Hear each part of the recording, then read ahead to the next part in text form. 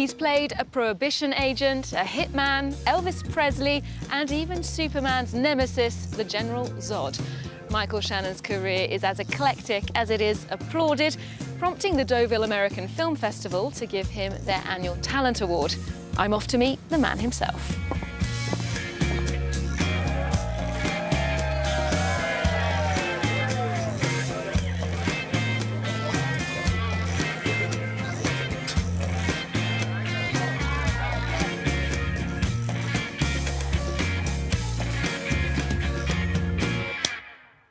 Michael Shannon, hello. Hello.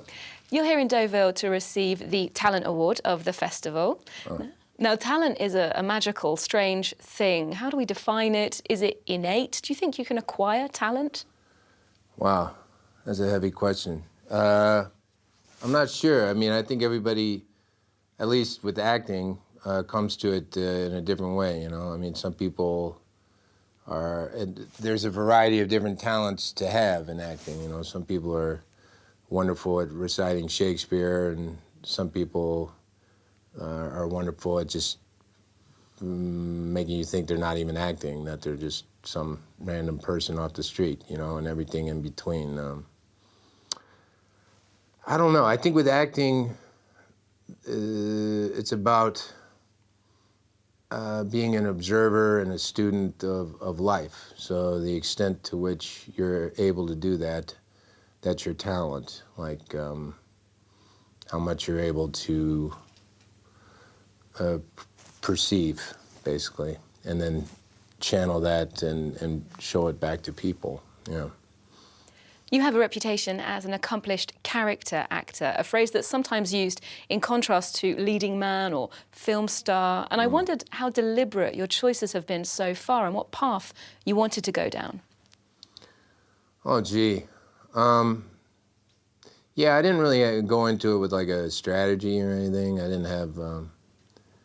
It probably sounds a little strange for me to say this, but I wasn't very ambitious, at least in my career. I was really fascinated by acting and just doing, you know, I started out in the theater just doing plays because I love doing it. And this whole aspect of it kind of found me more than me looking for it. But I never thought, oh, I want to be a leading man or I want to be a character actor or any of that. It seemed something, a designation made by other people, really. I so appreciate that someone is paying attention to all this work that I've done. I think it's so wonderful that this bridge exists at this festival. I don't know of any other festival really like it. That may just be ignorance on my part, but it's a beautiful thing that I wish America was sometimes more capable of doing, although I suppose we do it in our fashion. But yes, the bridge between these two countries through this festival is a beautiful thing. You were here in Deauville in 2015 with the film 99 Homes, which won the Grand Prix. Now, that film's set in 2010 after the recession, foreclosures. We're seeing a lot of people lose their homes. Right. And your character in that film maintains that America is a nation built by the winners, for the winners. And here we are at a celebration of American culture. Do you think that idea is still relevant, that nation of winners? You know, to a certain segment of the population it is, yeah. I mean, I think there are people in America that feel that way. But honestly, I think there's probably people in a lot of nations that feel that way. I mean, there's... My name's Rick Carver. You know, this world, as we all know, is overpopulated, and there's a lot of unfairness in it, and there's people that have advantage and privilege and people that don't, and it's always going to be, you know, dog eat dog, basically. But I guess particularly America, unfortunately, seems to skew that way. Yeah, definitely. Another Grand Prix winner here at Deauville in 2011 was Take Shelter, where you starred alongside Jessica Chastain. Now, that film left a real impression here at the festival. There are some chilling visions of catastrophe, environmental disasters. Yeah. And I wondered, when you were making that film a while ago now, what was your understanding of the climate crisis? Oh, well, I've been aware of all of this since I was a teenager. I mean, the thing about climate change is that, you know, it's not even that new of a concept. I mean, they knew back in the 60s, 70s that this was on the horizon.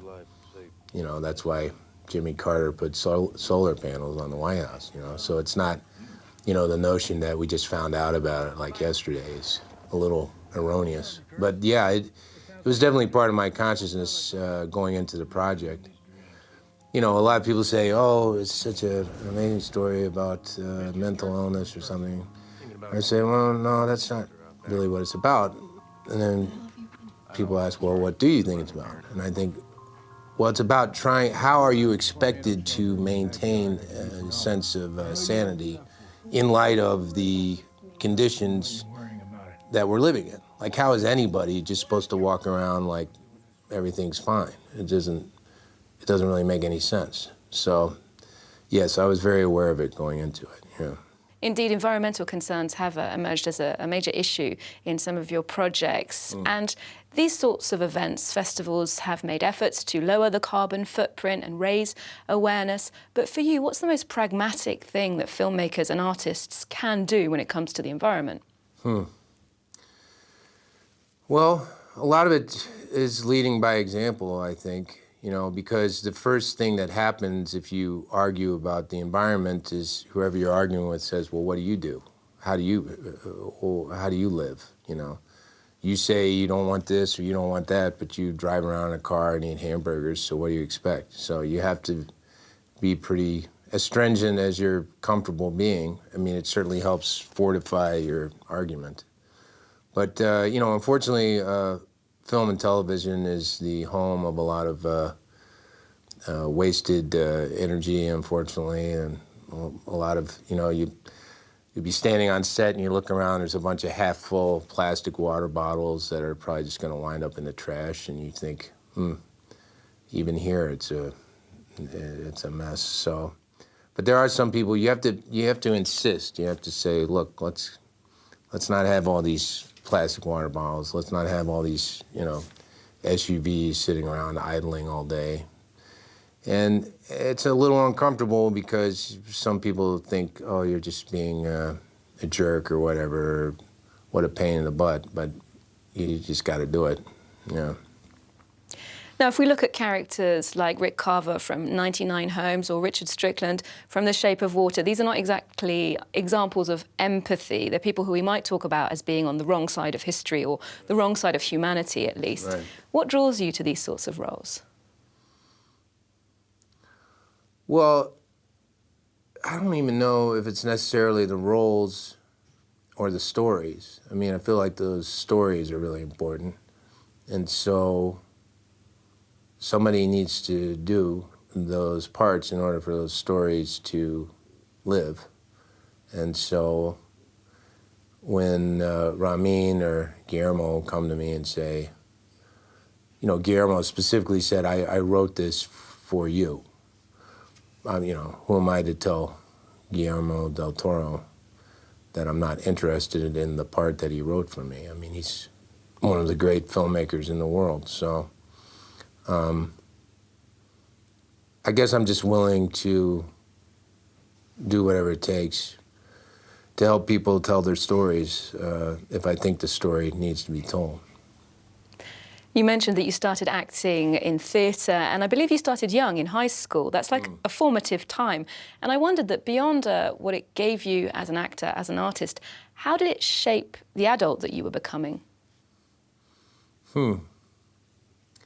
Well, I definitely had a period after I got out of school when I was just doing plays, and I was very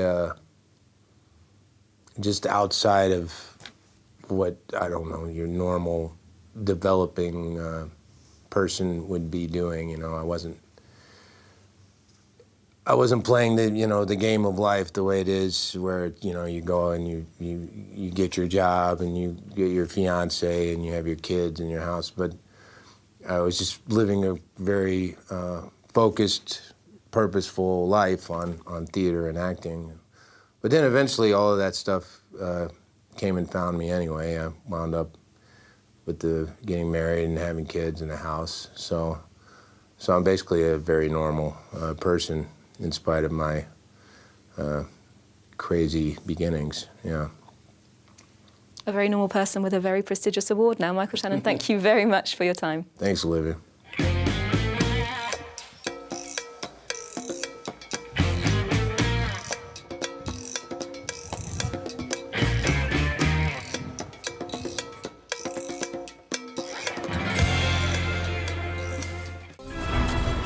Je regarde France 24 parce qu'en tant qu'étudiante en sciences politiques, ça me permet de rester à jour sur les informations dans le monde, sur les conflits, les débats politiques, tout ça.